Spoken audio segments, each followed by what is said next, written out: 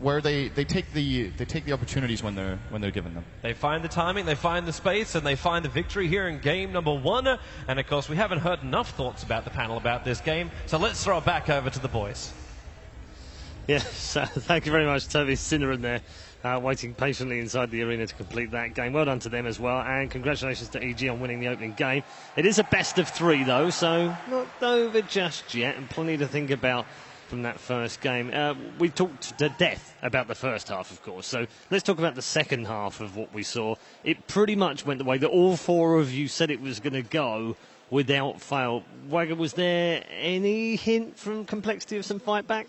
I don't think they had the tools. Like, simply, I think it's sad to beat down on something like that, but I think the mispurchase by Queen was very obvious on the Octarine, and I think the top fight was very well taken there by EG and punished Complexity a lot. Okay, Winter, any thoughts on Complexity and how they change up maybe for the next game? I think it showed that they had a lot of inexperience in situations like this. Like, the stronger teams would have actually made better decisions in itemization, and they will be really clear that they have to close this game out as soon as possible and got the necessary items to do. All right. And we'd expect that, though, wouldn't we, from them? I mean, with all due respect to their skill, we'd expect them to have some inexperience and some bumps in the road as they go along. Yeah, we can just hope now, let's say as a Complexity event, people can just hope that they understand what happened, because sometimes you might be like, yeah, you know, I didn't use BKB, I wasn't sent home. No, it was really it was bigger than this. It wasn't only small mistakes. They understood what was the real threat in that game. Yeah.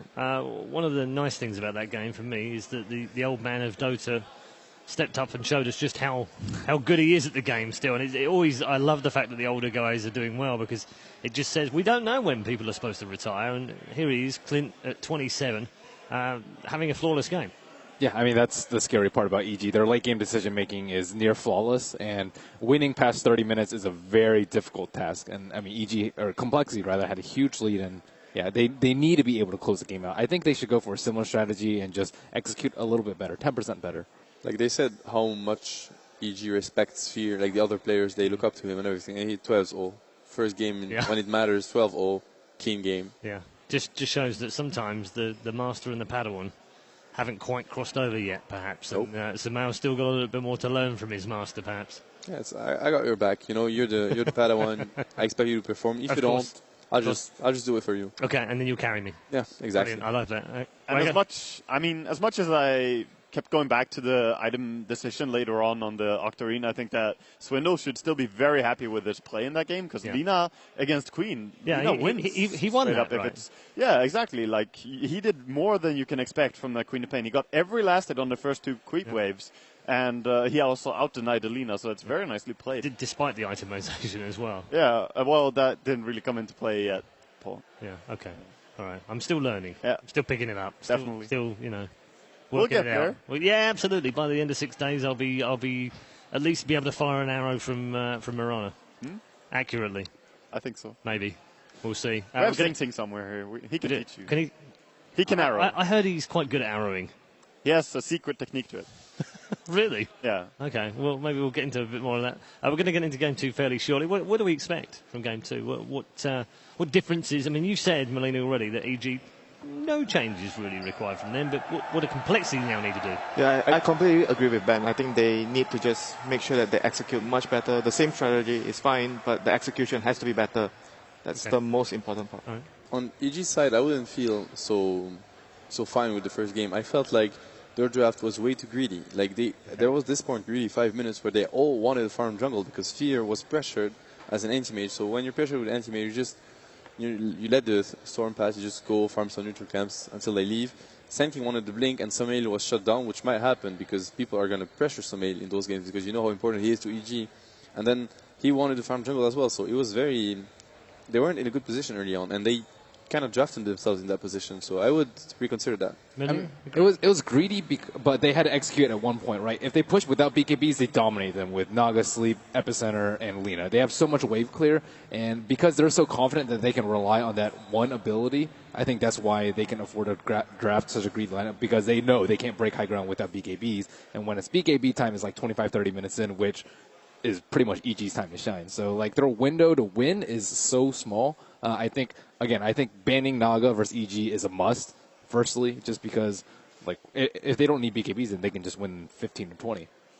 Yeah, I would definitely agree. Also, we haven't seen that from the Naga, but he already showed everyone that he could transition into a core and be very relevant and be very effective as a Naga, as a farming Flitz pushing Naga. So yeah, Naga is definitely a must ban, I'd say, versus EG. It's quite scary to face it.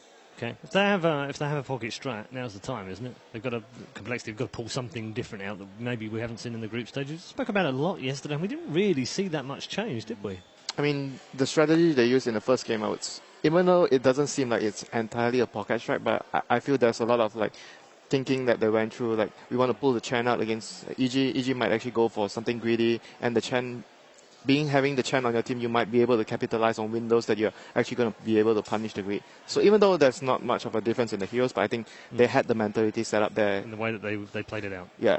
Okay, that's interesting. So I mean, what can they take from that complexity? Because they first 20 minutes, admittedly with an early game lineup, they still did very well. I mean, there was nothing really wrong with what they were doing. We were saying at 25 minutes, I think we said, it might take a mistake somewhere for someone to win this, but it still looked like EG. But up to that point, had they done anything wrong? I think they had good rotations early on. I think that Complexity Fly had really good movement in that game, and he made the most out of the Tusk. Because I haven't been convinced by support Tusk by many teams, but he played very well in the early game. So that was impressive. It's been used a lot as well.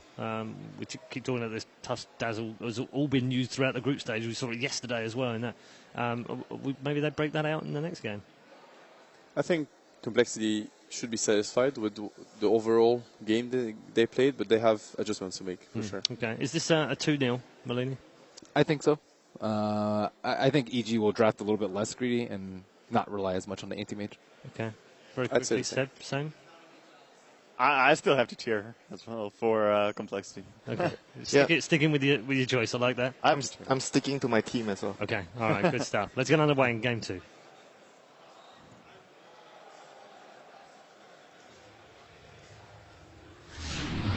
Evil Geniuses versus Complexity Gaming.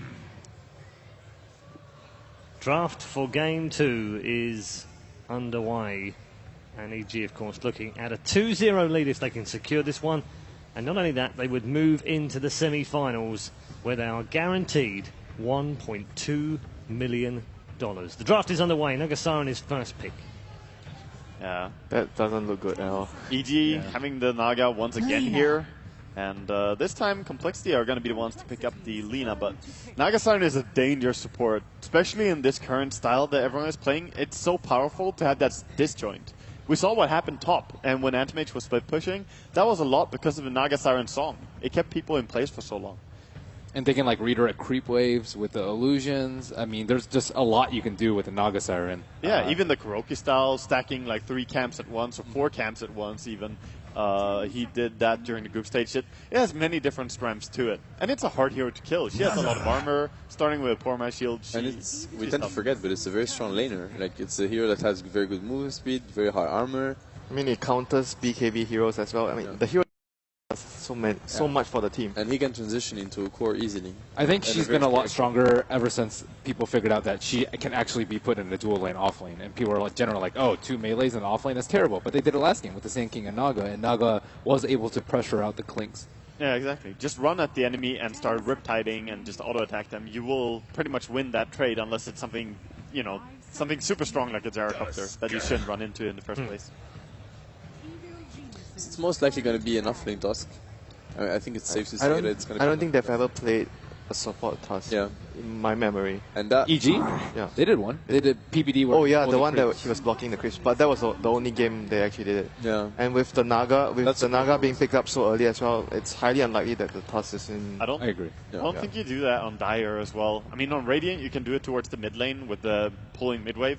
But on Dire, maybe you can get the medium pull on the top lane, but that still doesn't change much. They ended up losing that game, and I think the Evil Geniuses, they've played enough to the point where they kind of rely on PPD being that super defensive support, where if someone goes too aggressive, you always have that safe plan. But when he played Tusk, they really couldn't play the same way, and it wasn't exactly the same EG that we're used to. Yeah, we always think we hear the name PPD, it's like, oh, Dazzle, Treant, Abaddon, these type of heroes, that's the PPD style.